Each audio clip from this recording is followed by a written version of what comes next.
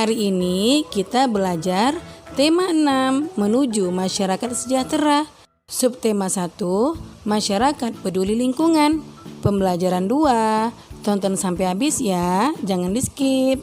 Tujuan pembelajaran kita hari ini adalah yang pertama, dengan kegiatan membaca, siswa dapat menentukan judul dan kata kunci serta isi bacaan dengan tepat. Yang kedua, dengan kegiatan Ayo Berlatih, siswa dapat menjelaskan cara pengelolaan sampah dengan tepat. Yang ketiga, dengan kegiatan membaca teks berjudul Ciri-ciri masa puber, siswa dapat mengidentifikasi ciri-ciri masa pubertas pada laki-laki dan perempuan. Yang pertama, muatan bahasa Indonesia KD 3.7 dan 4.7. Kata kunci yang terdapat pada teks non-fiksi. Anak-anak ibu, dengarkan dan pahami teks Kampung Rawajati berikut. Di Kampung Hijau Rawajati, selain peduli untuk membuat lingkungan hijau oleh tanaman, terlihat juga kesadaran warga yang cukup tinggi untuk andil terhadap pengelolaan sampah dengan bijak. Sebuah sentra pengumpulan sampah disediakan di area kampung untuk menampung aneka sampah rumah tangga. Para ibu turut andil dengan memisahkan sampah dapur seperti kulit bawang, batang sayuran, kulit buah, dan kulit telur, kemudian dikumpulkan di sentra bersama dengan sampah kebun. Campuran sampah dapur dan sampah kebun dari warga kemudian diolah menjadi kompos. Setiap warga diperbolehkan mengambil kompos untuk penyubur tanaman. Apa yang dilakukan warga Kampung Rawajati terhadap sampah konsumsi? Sampah konsumsi ada yang berupa sampah organik. Sampah organik adalah sampah yang berasal dari sisa makhluk hidup yang terdapat di alam, seperti tumbuhan dan hewan, serta berbagai hasil olahannya sehingga dapat terurai secara alami. Sampah organik termasuk sampah yang ramah lingkungan.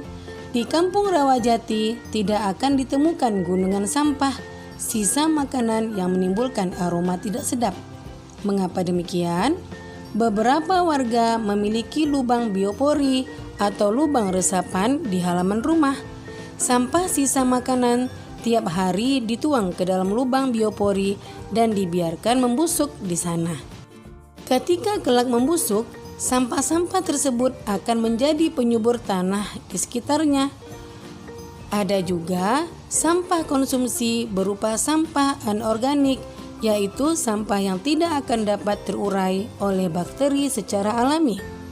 Beberapa contoh sampah anorganik adalah sampah-sampah plastik yang kita gunakan dalam kehidupan sehari-hari seperti botol kemasan plastik, botol kaca, besi, serta barang tak terpakai lainnya.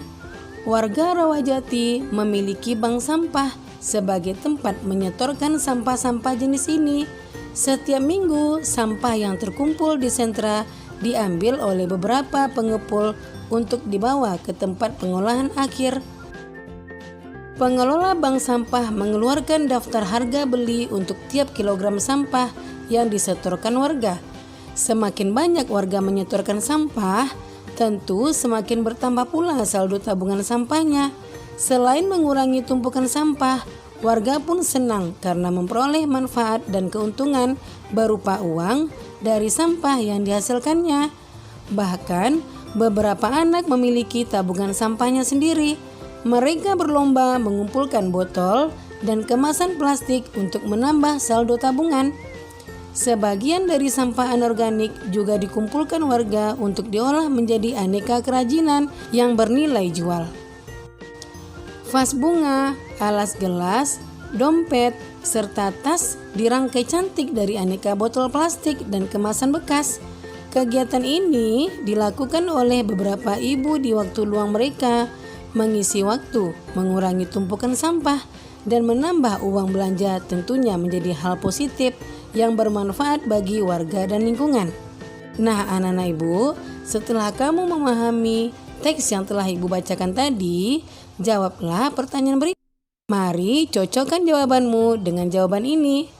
Pertanyaan pertama, apa judul bacaan tersebut? Apa kata kunci pada judul bacaan tersebut? Apakah isi bacaan tersebut sudah sesuai dengan kata kunci yang kamu sebutkan? Ungkapkan pendapatmu secara lisan di depan teman-teman dan gurumu. Nah, jawabannya adalah yang pertama, judul bacaan tersebut adalah Kampung Rawajati. Kata kunci pada judul adalah Kampung Rawajati.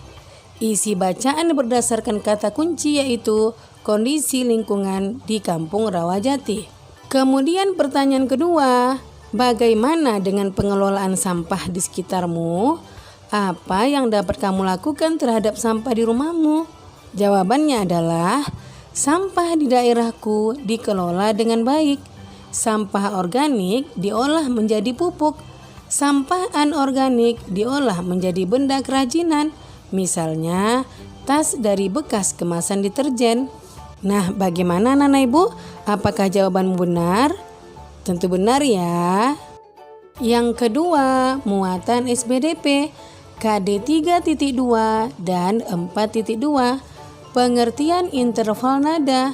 Masih ingatkah kamu tentang materi tangga nada? Tangga nada adalah susunan nada-nada yang bertingkat-tingkat tingginya. Tangga nada terdiri dari 7 nada yang bunyinya berbeda-beda. Antara nada-nada tersebut terdapat jarak tertentu. Jarak antar nada tersebut disebut interval nada. Interval nada adalah jarak antara nada yang satu dengan nada yang lainnya. Yang ketiga, muatan IPA KD 3.2 dan 4.2. Perhatikan kedua gambar berikut dan jawablah pertanyaan-pertanyaan tersebut. Kemudian, cocokkan jawabanmu dengan jawaban ini. Pertanyaan pertama, apakah kamu melihat adanya perbedaan pada kedua gambar tersebut? Tunjukkan perbedaan pada gambar tersebut. Nah, jawabannya adalah gambar A termasuk gambar anak-anak. Pada gambar A belum nampak adanya ciri-ciri masa puber. Anak perempuan pada gambar belum menunjukkan payudara membesar. Anak laki-laki pada gambar tidak terlihat adanya jakun dan bentuk bahu belum bidang. Gambar B termasuk gambar remaja. Pada gambar B, ciri-ciri masa puber sudah nampak. Remaja perempuan pada gambar sudah menunjukkan payudara nampak membesar. Remaja laki-laki pada gambar telah muncul jakun dan bentuk bahu bidang. Kemudian, pertanyaan kedua, tahukah kamu yang dimaksud dengan puber? Baik anak laki-laki maupun anak perempuan akan mengalami masa puber. Apa ciri-ciri anak laki-laki dan perempuan pada masa puber? Nah, jawabannya tentunya anak-anak ibu tahu.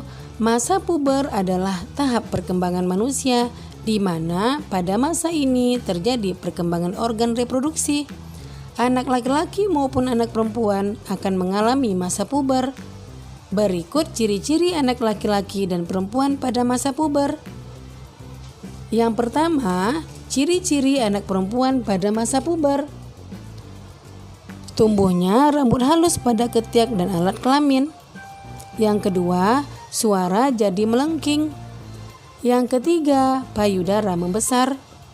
Yang keempat, pinggul membesar. Sedangkan ciri-ciri anak laki-laki pada masa puber adalah yang pertama, tumbuhnya rambut halus pada ketiak dan alat kelamin. Yang kedua, suara jadi membesar. Yang ketiga, tumbuhnya jakun. Dan yang keempat, tumbuh kumis, jambang, dan janggut. Nah, demikian video pembelajaran Ibu kali ini. Semoga bermanfaat ya.